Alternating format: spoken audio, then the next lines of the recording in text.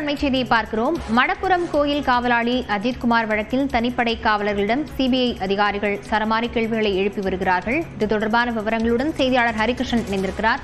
ஹரிகிருஷ்ணன், விசாரணையானது தற்போது தனிப்படை அதிகாரிகள் எந்தெந்த வகையில கேள்விகள் எழுப்பி வருகிறார்கள்?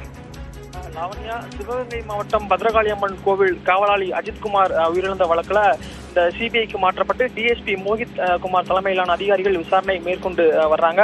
இதுவரையில அஜித்குமாருடன் விசாரணைக்கு அழைத்து செல்லப்பட்ட ஆட்டோ ஓட்டுநர் அருண்குமார், கோவில் உதவி ஆணையரின் ஓட்டுநர் கார்த்திக் வேல், சக காவலாளிகள் பிரவீன்குமார், வினோத்குமார் மற்றும் அவரது தம்பி நவீன்குமார், கோவில் ஊழியர்களான கண்ணன், கார்த்திக் உள்ளிட்ட பல்வேறு நபர்கள்ட்ட சிபிஐ அதிகாரிகள் விசாரணை மேற்கொண்டாங்க.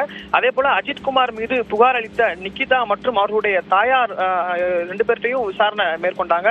இந்த நிலையில் தான் நேற்றைய தினம் 2 நாட்களுக்கு சிபிஐ காவலில் எடுத்த சிபிஐ அதிகாரிகள் இந்த பணியிடை நீக்கம் செய்யப்பட்ட கைதாகி மதுரை மத்திய சிறையில் உள்ள தனிப்படை காவலர்களான கண்ணன், பிரபு, சங்கர் மணிகண்டர், ராஜா, ஆனந்த் ஆகியோரை 2வது நாளாக இன்னைக்கு விசாரணை மேற்கொண்டு வர்றாங்க. அவங்ககிட்ட சிபிஐ அதிகாரிகள் பல்வேறு அடுக்கடுக்கான கேள்விகளை முன்வைத்ததா தகவல் வெளியா இருக்கு.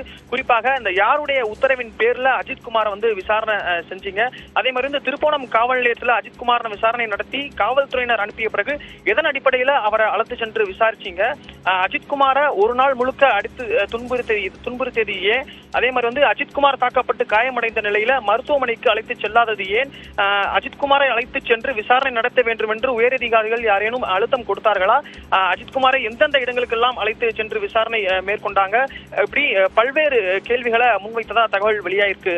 அதே மாதிரி இந்த விசாரணை முடிவடைந்த பிறகு இன்று மாலை 4 மணிக்கு மாவட்ட நீதிமன்றத்துல தனிப்படை காவலர்களை சிபிஐ அதிகாரிகள் ஒப்படைக்க இருக்காங்க.